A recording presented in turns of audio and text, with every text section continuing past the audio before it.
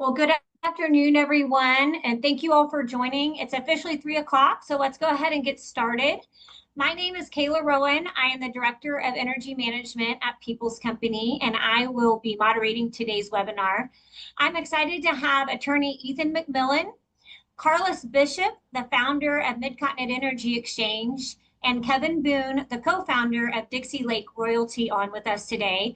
We'll be discussing the do's and don'ts of mineral buying and selling.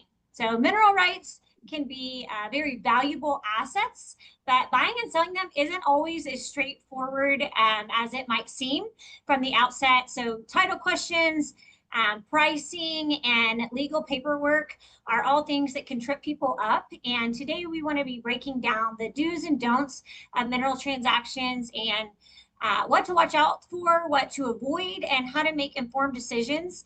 And we've got a great group of folks here with us to dive deep into their experience and learn about how to make sense of it all. Before we dive into the discussion, I'd like to first take a minute and share with you about People's Company and the services that we offer. People's Company is a full service land transaction platform. We started in the trust department of a bank as the farm management division, and we spun out of the bank 52 years ago. The bank was in Indianola, Iowa. As you can see, over the years, we have dramatically expanded our footprint. We now have a presence in all major agricultural regions and 7 different lines of business. Our land brokerage and auctions team specializes in marketing and selling land.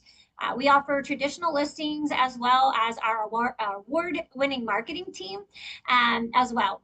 On our land management team, they really focus on managing farmland sustainably by addressing environmental concerns and positioning the farmland to maximize future value. We have the largest agricultural appraisal team in the country, and our team prepares certified valuations by leveraging our internal cutting edge technology, as well as an extensive real estate sales database. We also have a capital markets division, and they facilitate diverse farmland investment transactions through multiple investment structures. We also offer crop insurance to help our clients protect their income and manage farming risks. And our newest line of business is our corporate services division, which provides tailored solutions for the demands of corporate clients with large and geographically diverse portfolios. If you're interested in learning more about any of these divisions, please reach out to us and I'll be happy to put you in contact with the right people. A little bit more about energy management. We offer a full suite of services for mineral owners as well as landowners who have or who are interested in having renewables on their property, such as wind, solar, or battery storage systems.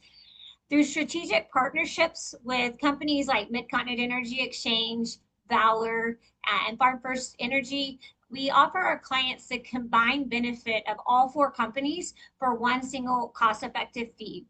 And our services include lease negotiations, contract review, GIS mapping. We also offer revenue accounting, valuations, and license appraisals, as well as annual tax reporting. On the mineral side, our management clients have 24/7 access to their dashboard, which includes live access to their portfolio, including maps, revenue, data, and document storage as well. And then for our renewable clients, we also offer infrastructure evaluation, which enables us to determine whether or not their property is a good candidate for a renewable project.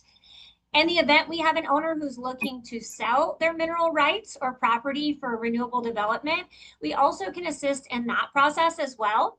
You can view our current listings by visiting our webpage under the For Sale tab and the drop-down Select Energy, and you'll see our current listings. We actually just added a new mineral listing this week.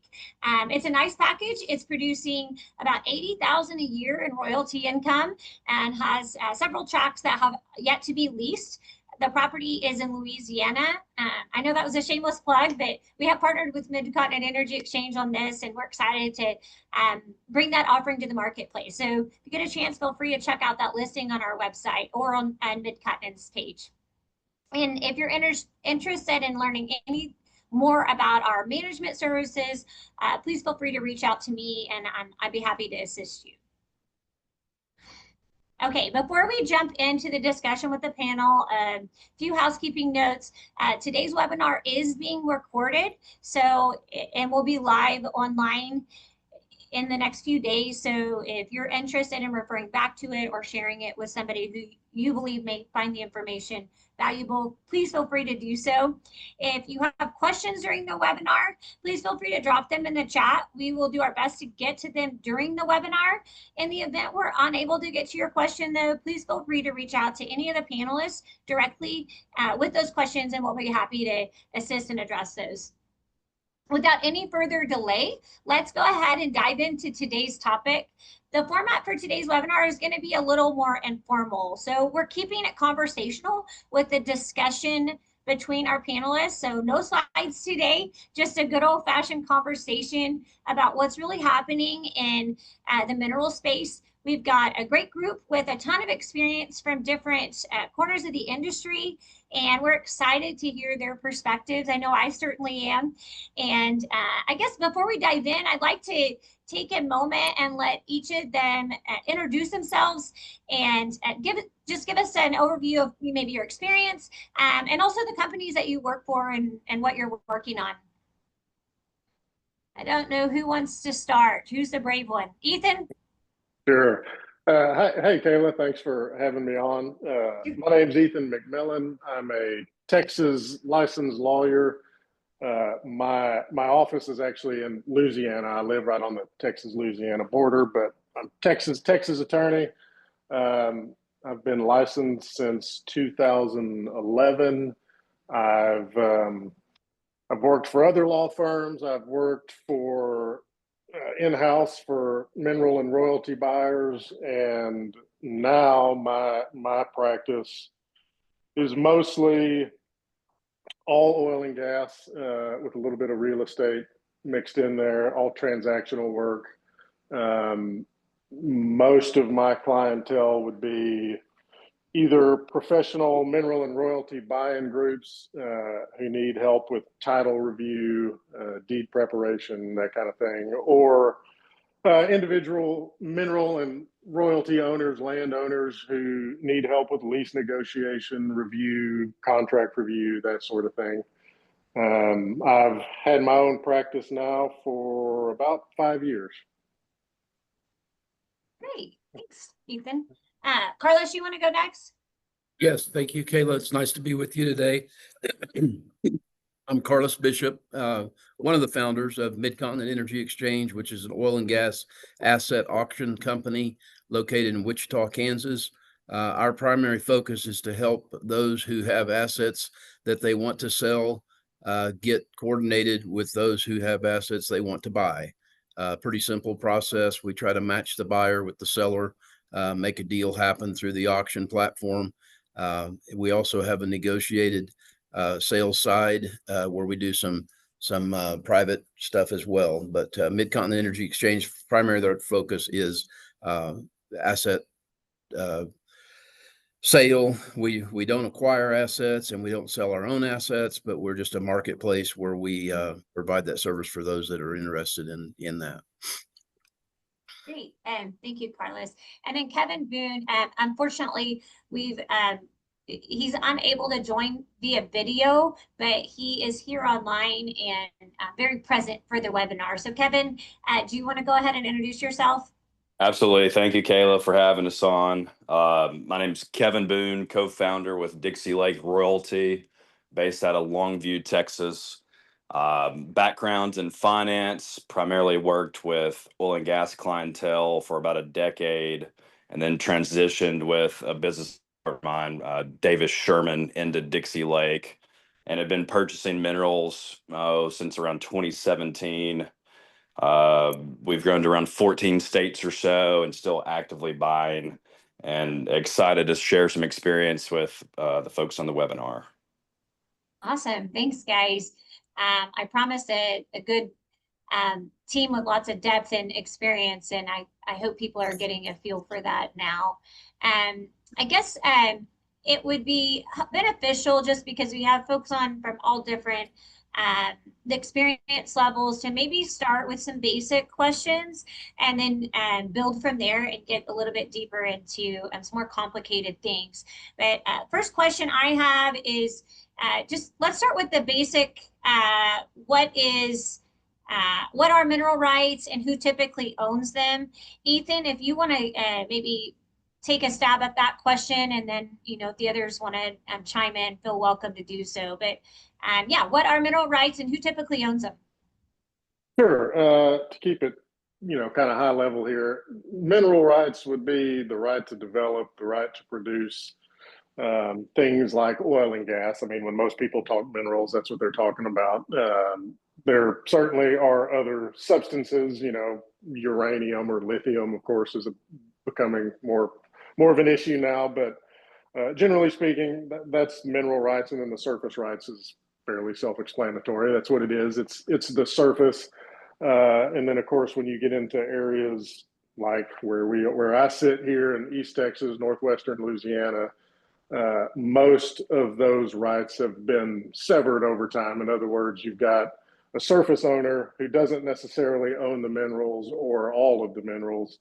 And I know it's that way in a lot of parts of the country, especially where there's lots of oil and gas production, that you do have a distinction and a severance of surface rights from mineral rights. Yeah, and that can be pretty tricky to understand. I get that call often. I don't know if I own my mineral rights or not. Certainly, in other areas of the country, it would be pretty uncommon to have those severed. But it can be really dicey. Do you have any insights as to how someone may determine whether or not they own their mineral rights? Like an easy, quick view. Yeah, and I mean, again, that kind of depends on where you are, but I mean, the best way to do it is to hire somebody to search what they call run the title for you, which means you're going to the local county records, which of course nowadays most of it's digitized and online, but you're searching the county records to actually run through every single document over time to figure out what that current owner's interest is. Now, for a lot of people, that may not be cost effective because you're talking about paying a landman or a lawyer to do that for you. So really, other than doing it that way, there isn't a real efficient way to do it. Now, if an owner is currently being paid for production on their property, so in other words, there's an oil and gas company who's producing, some product, oil or gas, you might be able to get that company to share that information with you because they've run the title on it and they know what that ownership is. But if you've got non-producing acreage, the only way to do it is to actually go run the title. Yeah, and that gets pretty tricky. And like you said, expensive. So I always tell people if you're in a highly sought after oil and gas market, like you talked about, I think oftentimes you should assume that you don't own the oil and gas rights and try to work at it from that direction is kind of the way I look at it. Yeah, if there's a well on, a lot of times you'll have a surface owner, right, that has a well or something on their property and they're not being paid. And like, you're right. I mean, that would indicate they don't have any ownership interest, but that's not always the case. Sometimes, right. These companies do make mistakes and they miss something, but. Absolutely. Yeah. Okay, so I want to go a little bit deeper here, and maybe Kevin, this is a good one for you. Do you want to talk about the different types of mineral interest and what sellers and investors really need to understand about those different types? Sure. I think, yeah, various types. I guess you're referring to royalty interest versus override interest, non-participating royalty interest. Is that what you're referring to? So you're yes. Yeah. So your fee minerals that Ethan was mentioning previously, when you sign a lease to an oil company or land company, those hopefully become productive, and then that becomes a royalty interest where they pay you the negotiated royalty rate that was negotiated in that lease. An override interest is going to be an interest that would be carved out of a lease that actually goes away when the wells become plugged or abandoned or no longer productive. So there's a little bit difference. They're paid very similarly, but the override's not perpetual. Then the non-participating royalty interest gets a little bit tricky. Ethan may have to clean up some of what I'm about to tell you, but extensively, the NPRIs, one party will reserve rights to negotiate those leases, and then the mineral owner will have some portion of that royalty out of that. And then I guess there's a couple other types that we could talk about in the leasehold interest and wellbore interests, where those are typically what the operators or the producers own. So it can get complicated. I'm trying not to go down a rabbit hole much further unless you want to, but I think you did a great job of describing it. So as we all know, like, this can get really complicated. I think maybe a great takeaway from at least this conversation is understand that there are not all mineral sales are created equal, and it's really important to understand that there are these different types. They have different values, and really understand if you are making a purchase, to understand what it is you're buying, and then if you are selling, to really have a clear and transparent description of what it is you're selling. So I think, as in terms of that, I think we could spend 2 hours just talking about each of those interest types. So maybe we'll move on a little bit. But thanks, Kevin, for tackling that. I know that was sort of a hefty question. Okay, so what makes marketable title? Ethan, maybe you kick us off with this, and then Carlos, if I know you're in the business of dealing with buyers and sellers both, and maybe give some insights as to kind of where you see deals fall apart based on title, and some some ways to fix or remedy any title defects. Yeah, and in layman's terms, marketable title really means just that. Is the title, meaning the ownership of the property, or for purpose of this discussion, the mineral interest, is it marketable? Can you sell it with reasonable certainty that that person, that owner owns what is being represented, what they think they own? And then going back to our discussion at the beginning of this, the problem is it gets so fractured over time, especially when you're in an active area. The minerals have been split up, and then of course, as people die and those interests get even more fractured, that's when you run into issues where maybe title is not marketable. So I would imagine for most landowners, people who have or mineral owners who have inherited these interests, that's really the problem. Probably one of the most common problems is when somebody dies, let's say, and their interest, there's no will, the estate was not probated. How do you know where that person's interest went? To whom did it go? And I know Carlos and Kevin, I'm sure they've dealt with this a lot as well. That you have somebody who thinks they own a certain percentage of the minerals, but because maybe they inherited it from their father or grandfather or something, and the problem is you have to be able to prove that in the county records. And so that's probably the most common, I would say, issue that makes title unmarketable for most owners, for most sellers. And probably, we'll see what Carlos and Kevin say, but I would imagine that's probably the biggest issue that comes up for buyers too, is when they decide, it's time to buy this asset, and they go under contract, and then they go run the title on it. Well, then it's not uncommon to find that gap in title where they're trying to figure out okay, how did that interest get into you? We've got, this person in the chain of title, we see where it landed. And then when that person died, there's a dead end there. And then that's when it comes to somebody like me or a landman to try to go fix it. Carlos, anything to add? Yeah, I would just echo what we just heard. Was thinking back about a deal that we just recently had to terminate because of some title issues. And in our seller's agreement, when we sell a property, that marketable or merchantable title is a very prevalent piece of that seller's agreement, that the seller understands that they have to provide a good marketable asset that they own that's free of encumbrances and all that. Actually, kind of a long paragraph dedicated to that clear title, if you will, for that property. We had a deal where, and I promised myself I'd never forget it because it was a kind of a wild deal, but Grandpa and Grandma owned the land and the minerals. Grandpa died. Grandma inherited it or received it, and then later on she severed the minerals from the surface, sold them, and retained like a 20-year ownership or something. Anyway, it wasn't an immediate sale, but it was a deferred sale.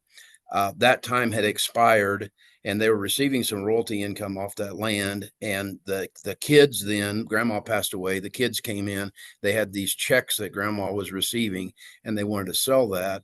And through some of it looked like a really good deal for us to put on the auction and sell. We had a lot of interest in it. And some of the attorneys that we used in Kansas did some due diligence on it, and they found this wording in that, and it really catapulted the value of that asset. So it was marketable, it was merchantable. There wasn't anything wrong with it, except that it had a time limit on how long this lady actually owned it, and we were very close to that. I think 18 months away from it going to someone else. So. But yeah, the due diligence, the background on all that, and title is probably the area that can cause the most problems. So Yeah, thanks both for sharing with that. I know I've certainly seen some, where even the mineral interest is so small that clearing up the title and exceeds the value of the minerals. And I know that's a challenge a lot of times. And I've also seen other scenarios where, a buyer, private buyer may be willing to take on at a discount, take on those defects and say, especially like, let's say the buyer is an attorney that can easily, fix it on their own without incurring, exorbitant legal fees. So obviously sorry. Yeah, I was just going to make the point too for the owners, the mineral owner side of the business too. Another sort of tricky part of it is that, these operators, if, let's say, for example, you've got a 640 acre unit, and then, you have a mineral interest owner that owns a relatively small portion, and that, let's say they own 2 mineral acres or something. Well, the operator can still produce. I mean, the operator is going to still produce. Sure. And for them, there's not really any risk, because what they'll do is just put it in what they call putting it in suspense, where they'll put that money aside into a bank account somewhere. And then so for, that mineral owner, it's up to them. It's their responsibility to go clean it up and then go prove it to the operator. So, I'm sure you guys have seen too, that's where you have somebody who thinks they should be in pay, but they're not, and they might be right, but they're going to have to go clean it up and then prove it to the operator to get that suspended revenue. That's a great point, Ethan. It's not gonna stop an operator from producing or drilling a well. So yeah, not unless it's a big enough interest, Sure. If relative to the, say, unit size. Yeah. Interesting. Yeah, good point. Okay, well, so let's move on and talk a little bit more about the investment aspect of mineral rights for people who are attending today's webinar and interested in investing. I know we see more and more 1031 money coming out of real estate or farmland, and those who are looking to maybe try out mineral rights. And so if we can maybe talk about what to know before you buy. Maybe we kick this one off with Kevin, and then, Carlos, if you have anything that you want to add to that. But, what type of investors are entering the market right now? What to look for, especially depending on interest type. I know anything from decline curves, what's going on with the operator, and just kind of the overall financial view that you have whenever you're making these purchases, Kevin, and then Carlos, kind of what you're seeing as well. Absolutely. Thank you, Kayla. I think there's quite a few institutional investors interested in the mineral space for a number of reasons. To your point, Kayla, about the 1031 aspect of the taxation, it's a way, for example, the real estate guys can transfer some capital gains into another real asset class without paying capital gains, or at least deferring those capital gains to a future date. So that's attractive to them. And I think just having a real asset is a good inflation hedge. As you know, we've seen tremendous inflation over the last 3 or 4 years. So in theory, the minerals should appreciate at least as much as the percentage of inflation. Some things to know. I would surround myself with a good team first and foremost to really understand what you're getting yourself into. Going back to the title issues that you guys we spoke about just a few moments ago. You're going to have a really good team to understand some of those nuances of the business. I guess a couple of things I would point off right offhand is I would look at it, or at least from my point of view, instead of being concentrated in one, say, unit or area over another, from my point of view, I think diversification into good geology in this asset class is probably a safer way to go, especially for a newer investor.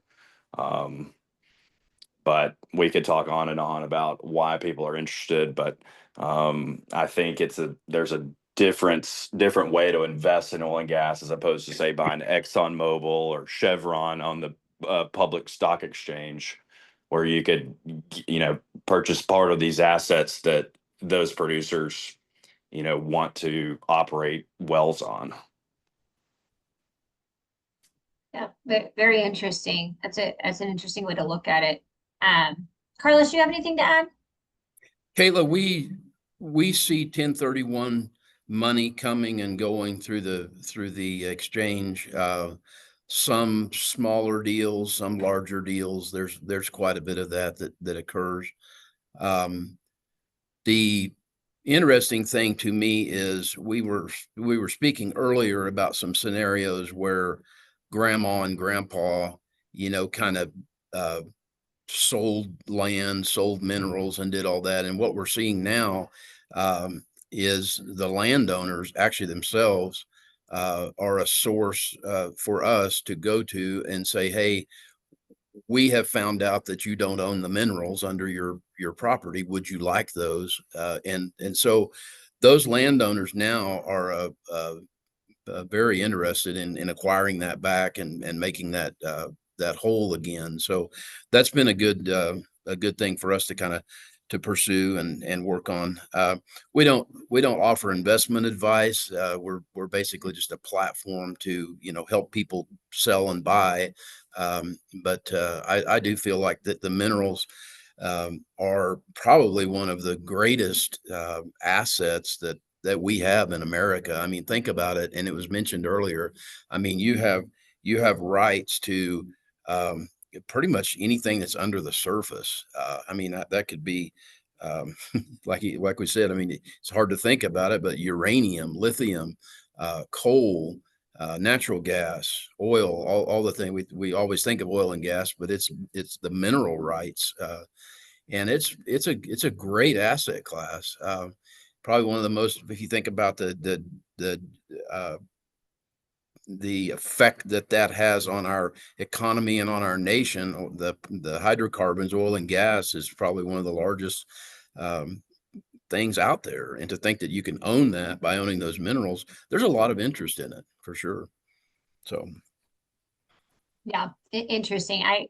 It's especially with so much energy talk, I think, on a global level, and there's so much going on. I think savvy investors a lot of times are like, hey, maybe I need to diversify a little bit and, into minerals. So it is interesting. And the point that Kevin made, you really have a couple different options. You can go to stock exchange and buy stock within certain companies, or just go ahead and buy your own mineral rights.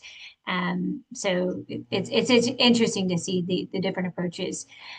Okay, so it, I do want to touch on, like, if there are any legal red flags that you see. Ethan, maybe you'd be good for this one. Are there any certain language or terminologies that you tend to steer away from, or that just would trigger a second look? And then also maybe talk a little bit, I'm surprised this hasn't come up much, but just due diligence. Who's responsible for that due diligence, and yeah, anything that they should be looking for. Yeah, well, to start with the last question first, who's responsible for the due diligence? I mean, typically that's the buyer, right? You need to understand what you're buying, and so you go to an online brokerage and you make a bid on something. It's up to you then to go search prior to closing to figure out that that seller owns what you think they own, or what they think they own, what they're representing. As far as red flags go, I mean, just to give you a lawyer's answer, I mean, it depends on which, who am I representing? Which side of the deal are we talking about here? If you're a buyer, you want to make sure that you're getting what you paid for. And if you don't, is there a way to unwind that or to make yourself whole? And then the flip side of that is, if you're the seller, once that deal is closed, you don't ever want that buyer coming back to you. So, for me, again, it just depends on which side I'm on, and and it's all relative too. I mean, let's say, you're a seller, and maybe there's some language in the purchase agreement that's not real friendly to you, but if the dollar amount they're paying you is enough to make you overlook that, then you take that under consideration. So, again, a lawyer's answer there, it depends. Every deal is its own deal. I can't say that there's necessarily any just red flags that I always look for. It just depends. You got to look at the context of the whole deal, the size of it, and then of course which side of the transaction I'm on. Sure, that's fair, and that was a very lawyerly answer. Yeah. I appreciate it. And that is true, and we kind of do the same thing on our side. We represent buyers and sellers. I know at one time, and I've seen less of these, but buyers are just getting inundated with unsolicited purchase offers. But then you would look at the language in some of them, and it was just basically the offer would appear to be for a certain tract or a certain, interest, but then you look at the language and you're giving up anything and everything you own, Yeah, and that's like your firstborn sometimes. Yeah, so. Right. And that makes me think, we're talking mainly oil and gas here, but I'm sure you guys deal more with, solar and wind leasing and that kind of thing. And that's what, when I've dealt with those on the owner's side, you have to be really careful, again, like you were just saying, of what you're giving up, because most of those leases, they last for years, if not decades.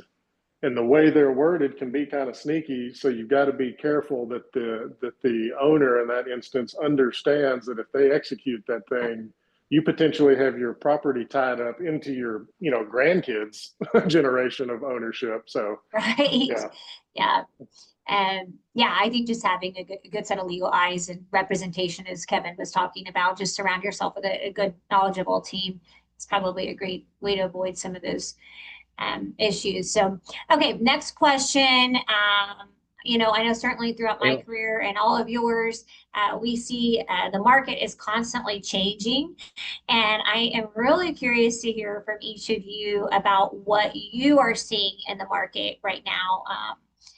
I don't know who wants to take that one first. Maybe Carlos?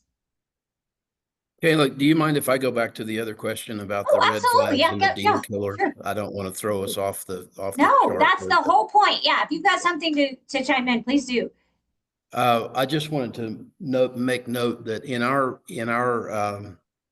agency, so the common theme in the industry and probably in the world is buyer beware, or it's up to the buyer to do their due diligence. We agree.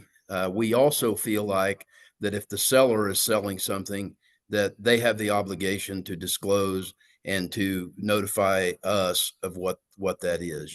Does the operated lease have two wells on it? One's got a tubing leak, or one's temporarily abandoned. Those types of things are crucial to a deal. And a deal killer for us is anyone that would come to us with something that they're trying to just kind of shove off on the public and get rid of, as far as our like screens go.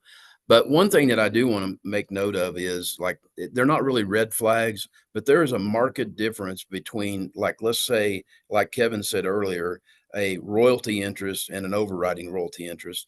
And some of the sellers that come to us, bless their hearts, they're not real sophisticated. We always try to think, well, our buyers have to be sophisticated. In fact, in our buyer's agreement, you're signing off to the fact that you are sophisticated and you know what the heck's going on. Some of our sellers aren't so much so. They get a check and they think it's a royalty check, and so they want to sell a royalty. Well, it's either a well bore only, or it's an overriding royalty, or it's got depth restrictions, or it's got some kind of weird language in it that affects the value of that. So it's not necessarily a red flag, but it's certainly something that we want to disclose so that the buyers and those assets have value, very much value, but maybe not as much as something that we would call it a royalty when it's really overriding royalty. So we have to be careful about that. As far as the market trends in the hot areas that you're talking about, goes back to what I said. We've seen a lot of transition back of the minerals back to the landowners, and that's neat. I think that's good. It's always nice to see the landowner get his minerals back, whether it be a new landowner or the old landowner. Those are neat deals. There's a lot of activity right now in the United States. Of course, the Permian has been hot and has always been hot, but those kind of deals, when they come to us, we get just a blow up of excitement and activity over those lots when they're listed. So those are cool. There's a lot of really good areas in the United States that produce a lot of oil, and it's cool to be able to obtain some of those and get sales from them. So, and I think, like, at our auction, I think the thing that brings the most interest probably would be minerals, and then the minerals that have been turned into a cash flow royalty interest. Those always have the most number of hits and the most number of views and on the website. Very good. Ethan, Kevin. Yeah. Yeah, I mean, sorry, Kevin. I mean, look here where I sit in the Haynesville Shale. It's busy. It's stayed busy even over the last couple of years with natural gas prices being depressed, which is not necessarily good for the landowner. You're getting your royalty checks on $2 gas rather than $5 or $6 gas from 3 years ago. But for the investor class, for folks who are looking to get into the business, I think it's a great time. I don't think, demand is ever increasing. Not to get into the politics of it, because who knows, of course, what's going to happen. But oil and gas, it is what it is. The demand is going to increase, and as long as prices stay down, you look at oil is what, 60, 65 bucks right now. Natural gas is $3, and like Kevin said, you just factor in inflation over the last few years. Seems like a great deal if you're looking to invest. And like Kevin also said, seems like a good way to hedge against that future inflation. So my opinion would be that's why this has stayed such a hot class and probably will continue, at least for the foreseeable future, as long as prices kind of hover around what they are right now.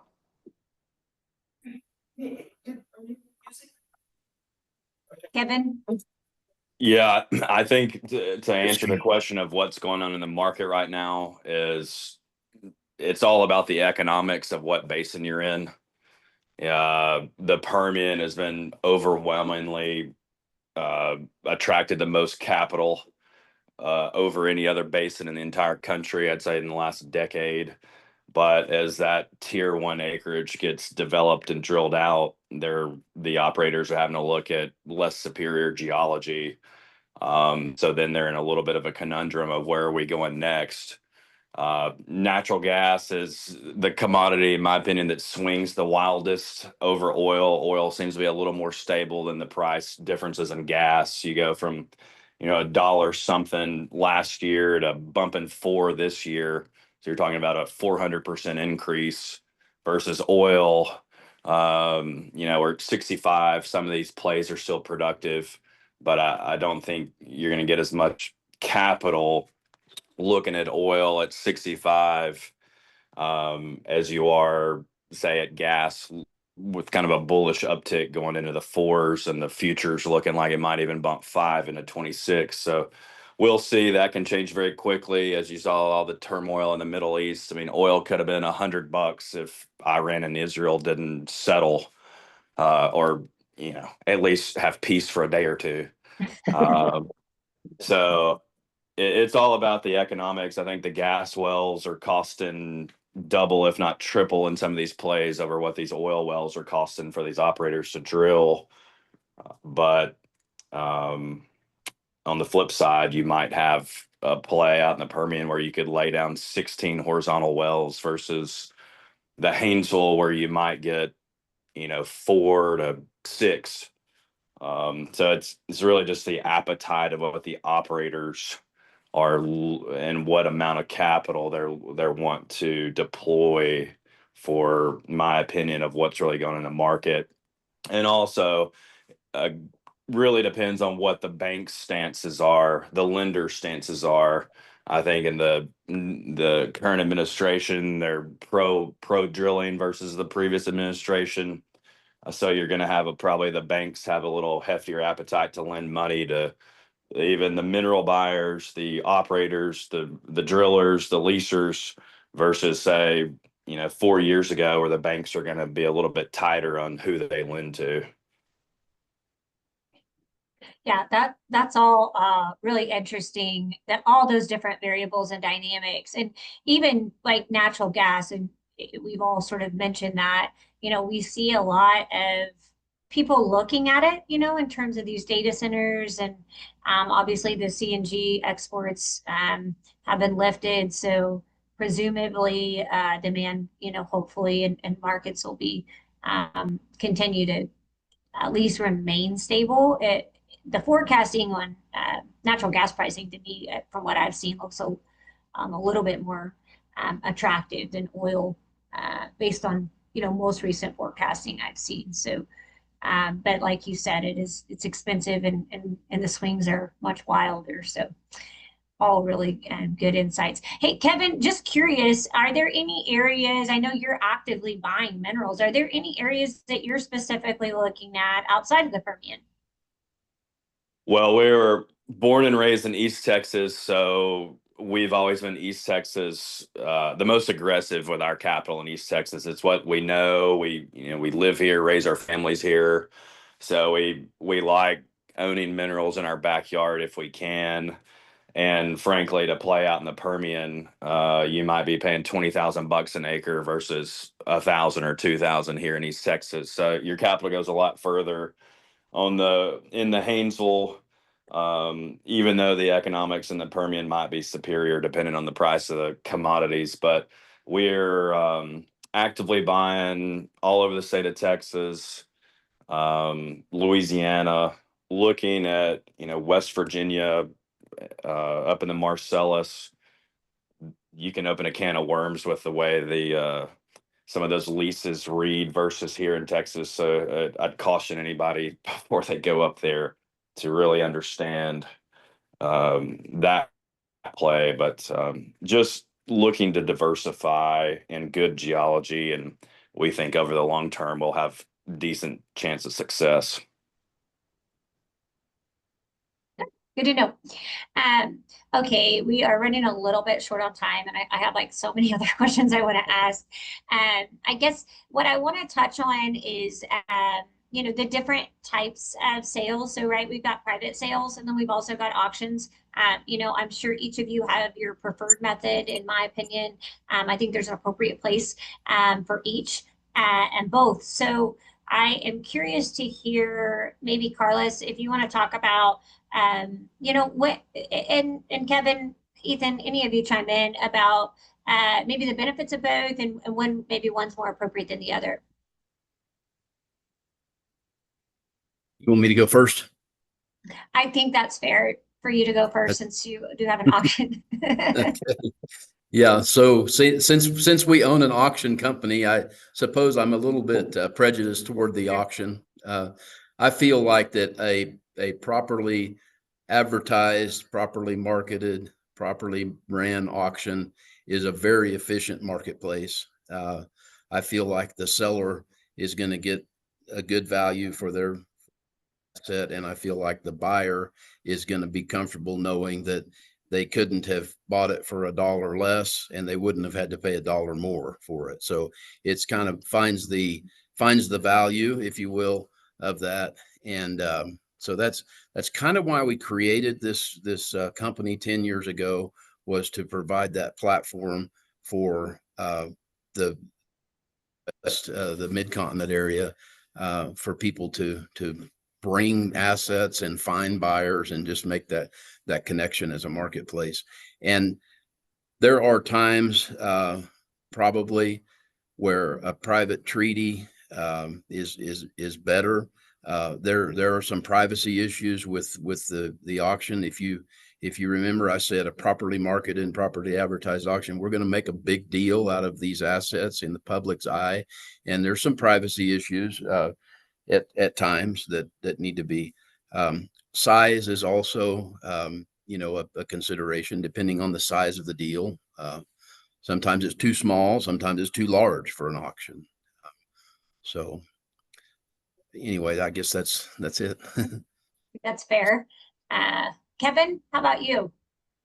I think it can go both ways. I think, to Carlos's point, if you've got a complex asset, absolutely you need to hire a good team to market that and have a process.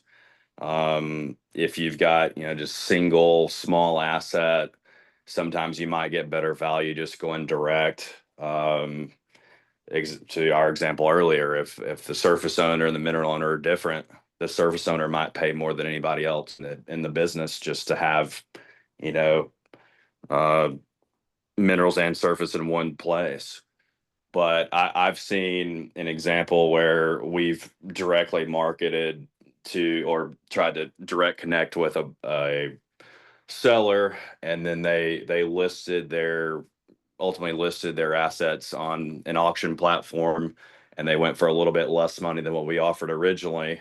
However, I've seen, to flip that on its top, I've seen a deal where it went for millions more than what we bid by the seller going through an auction process. So it goes back to being educated on what you own, and then ultimately deciding which process fits best for that asset. Very interesting hearing from both perspectives.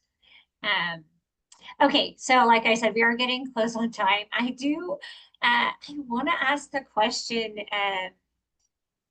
like, if you had to share, each of you had to share like your horror story. What's the horror story that I know Carlos shared one earlier, or the one that kind of stuck with you? What could you share with the attendees, and maybe how it could have been avoided or prevented? Yeah, I'll jump in. I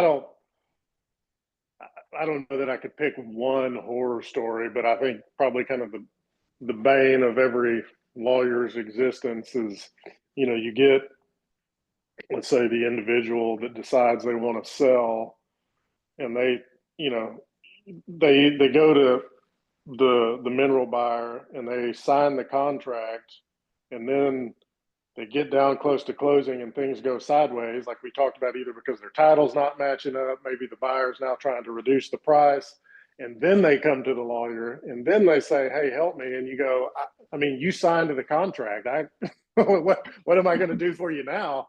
So, you know, that's a very generalized horror story, but for anybody out there, I mean, before you execute any agreement, purchase and sale agreement, a lease, whatever, understand what you're signing, understand every bit of it. And if you don't, hire somebody before you get into it, before you contractually bind yourself to it, because once you've signed it, there's not much anybody can do to help you, barring some extreme circumstance where somebody really swindled you or something. But yeah, just don't. It's going to be hard for any lawyer to unwind a deal after you've already agreed to it. Good caution. Carlos? Well, I shared my horror story with you that we had happen to us. I can't really think of anything else. I mean, I would very much suggest that you talk to an attorney, talk to a landman, talk to a geologist, know the area, know what you've got, be informed, be educated, be deliberate. Don't get excited or in a hurry. Just, you know, be calm and just, you know, we tell our buyers to do their due diligence. I think our sellers need to do their due diligence too. So That's fair. Kevin? Most of my horror stories revolve around getting in correct pay status with the operators, but we'll probably save that for another webinar. But I think a horror story from a seller side that I've been, I guess, kind of backseat to is in the industry, not picking on these guys, but they're brokers. I call it, you know, land brokers, mineral brokers that get in the middle of these deals. They'll, to Ethan's point, get you to sign an all-encompassing contract, and then their sole job is to flip it to an end user like a Dixie Lake or like a San Saba Minerals or one of the other types of, you know, big firms that have been around for years and years. I saw that happen on numerous occasions in 2022 in Panola County when natural gas was clipping $6-7. You had some of these mineral brokers come in, get these folks under contract for, call it $10,000 an acre, and then lo and behold, nobody wants to pay more than that or even close to that. So the mineral sellers sitting there thinking they're going to get $10,000 an acre, and then the contract just burns up. And then, you know, they might have already run up a bunch of credit card debt or something to that effect. So it's just, you know, it's just not a comfortable position for the sellers to be in. So I would say understand who your buyer, have an educated, at least a brief education on who your buyer is, to make sure they're an end user party and not just a flipper. Yeah, I think that's a great point. I've seen some horror stories. You know, and sometimes to that effect, right? You've got somebody that's getting involved, and a lot of times, you know, they may have it's not uncommon in the industry for someone to take an override out of a deal, or, you know, your flipper also ends up owning part of it in the end. And so I think understanding, you know, that there's no conflict of interest is really important, and kind of just working with people that you trust. And then also to that end, I guess, I did see a mineral buyer or seller once. This was a trust, and they were making, you know, a modest royalty payment. Let's say it was $1,000 a year. It didn't seem like a particularly large, you know, mineral interest. They were getting checks, not many. And they needed to sell it. It was time to distribute the trust. And so they reached out to a broker, had them help identify a buyer. And, you know, what the agent knew or didn't know, I think is up for question. But what the end result was, it was determined that there was a significant amount of money in suspense with the operator, kind of like Ethan talked about earlier, I think someone just hadn't executed a division order. And the buyer became aware of that just by doing their due diligence and said, hey, there's some wells on this property that they're not being paid on. Let's say they paid $10,000 for the interest, and then immediately cashed in on that suspense payment, which was 10 times what they had paid for it. So it was a win for the buyer. But, making sure that you're working with agents, I guess, that you can trust and that are actually going to put the work in to understand what it is you own. If I were the seller, maybe ask for maps. I would say, hey, show me a map of my property and show me what wells are producing from it. Maybe that would have been a way to prevent it. So yeah, and to this day, I don't know that the seller has become aware of that. But certainly, when someone is acting as a fiduciary, you kind of have that added level of making sure that you're getting the best deal for your mineral sales. So anyway, yeah. Well, this has been a great discussion. Ethan, did you have something? Oh, I was just going to say that's kind of when you were asking me earlier, red flags, and I was saying, well, it depends on what side of your deal you're on, but that's a perfect example of one, understand what your contract says. So in that scenario, any suspended revenues went to the buyer in that case. That might be okay if you think they're paying you enough, and you need to know how much money is in suspense before you agree to that. So yeah, that's a good example of needing to understand what you're signing before you sign it. Yeah, absolutely. Okay, we have gone over a little bit on time, but I just think the conversation has been really great. I hope that the attendees have, had some great takeaways from it. Just understanding what you own, confirming your title, understanding what the right vehicle for selling it, whether that's a private sale or an auction. And then just also always reviewing your contracts with a professional that you trust and understanding exactly what's being bought, sold, and the language in the contracts. So with that, I just want to thank you all again for a dynamic conversation. And for those of you who joined online, thank you for your time.